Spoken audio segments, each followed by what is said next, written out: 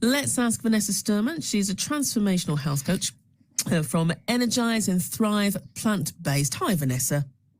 Hello. Is it hard to afford healthy food?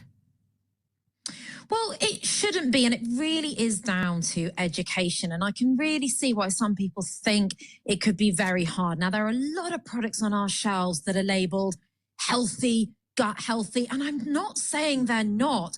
But to be healthy, you don't have to buy lots of packaged products. And sometimes that's what people are associating with being healthy, all these wonderful superfood blends and things like that. Now, some of our healthiest food is our fruit, our vegetables, frozen fruit. Now, frozen fruit is cheaper than fresh fruit most of the time, and you can get lots of berries and things like that. Whole grains, legumes, so that's things like our beans, our lentils, our peas. They are full of fiber, full of nutrients. They're going to keep you full and cut cravings, and they're really going to help in the obesity crisis. And they're some of the cheapest foods you can buy. You know, most shops do cheaper options, say like own brands, wonky veg, cheaper cuts of meat. Should we consider those more?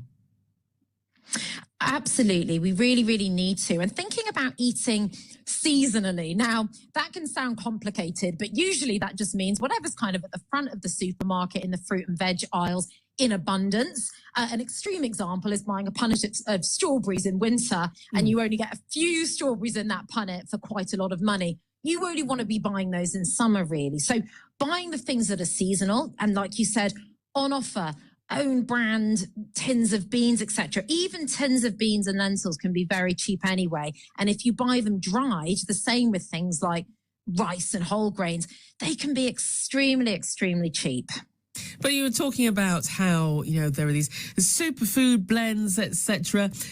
Does marketing have a lot to do with why people choose to buy the foods that they buy or think of things in a particular way? I really, really think the marketing has a lot to do with it. And I think the lack of education as well. I mean, a lot of times I work with a lot of people and they'll say, oh, I've bought this product and it says high in nutrients or high in fiber. And that may not be a lie at all. But what they often don't do is look at the ingredients actually in the packet and say, well, actually, you know, could I have made this at home? Could I have made it cheaper? Are all sorts of other ingredients getting sneaked in there? So often people are not looking at the ingredients. They're just looking at what's on the front because it's easier, and perhaps they don't have the education to look at the ingredients and understand if it's something they should be buying for them and perhaps also their family. So the more we can eat it doesn't even have to be fresh because you can get, like I said, frozen fruit, your dried beans. But the more we can go for these mostly plant-based whole foods that have huge amounts of fiber that feed our gut, that fill us up, can actually help prevent disease, can really help us stay a healthy weight without dieting, because they just really, really fill us up and give us the energy that we need. It's those foods. If we can move more towards those, and that includes even your regular potato. So, you know, getting big potato wedges, putting those in the oven and having them with a lovely lentil bolognese or a bean burger or something like that. That's going to be much healthier for you than buying some of these foods that might make all sorts of claims. Or just actually setting aside a bit more time to cook these things for yourself instead of buying something that's already, you know, packaged up, and you're not really sure exactly what else you're consuming with that, how much fat, how much sugar. That's completely right. I mean, there are some ready-made products that are fantastic, actually, and can actually save time. But the best thing you can do for your health and also, you know, just thinking kind of long-term in terms of your money is, what can I make at home, and making sure you're making in bulk. And this is an education side of things as well. So a lot of people don't know. If you're going to make a big chickpea or lentil curry, which is fantastic, all those herbs and spices, great for your gut, great for your body, all those lentils going to keep you nice and full. If you can make more of that, put it in Tupperware, put it in the freezer.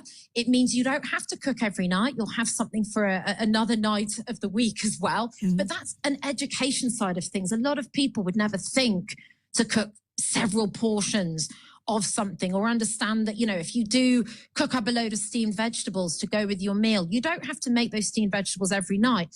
You could make enough for a few days that could go with that meal for a couple of nights, and you could, you know, heat it back up on the stove or maybe in the microwave. You don't have to be cooking every night. And I know that can be a real barrier because people go and buy takeaways, which cost a huge amount of money. And if we can reduce the takeaways as well, that's a big cost saving. Well, another aspect, if you have dietary requirements, you need gluten-free, for example, say gluten-free bread, how come those products are costing a fortune? Yeah, so I think that, that is an example where you might get something that's quite expensive, say gluten-free bread, but sometimes it's used as an example to tell everyone that healthy food can be expensive, and that really, really isn't true. So, a small part of the population do need to have gluten-free products, but all your fruit, vegetables, beans, tofu, all of those things are gluten-free. And then a lot of grains are gluten-free as well. Not all of them, but a lot of them. So again, if you're going back to these real basics of plant-based whole foods, most of it is actually gluten-free. The problem is when you come to the more packaged stuff. Now, as an alternative to bread that's a lot cheaper, you could use something like rice cakes. So it doesn't have to be the kind of artisan £7 a loaf gluten-free bread. Like I said, that can become this sort of pinnacle of the idea that, goodness, isn't it expensive to eat healthily? There are so many alternatives that are very cheap. Vanessa, great to speak to you. Thank you. That was Vanessa Sturman.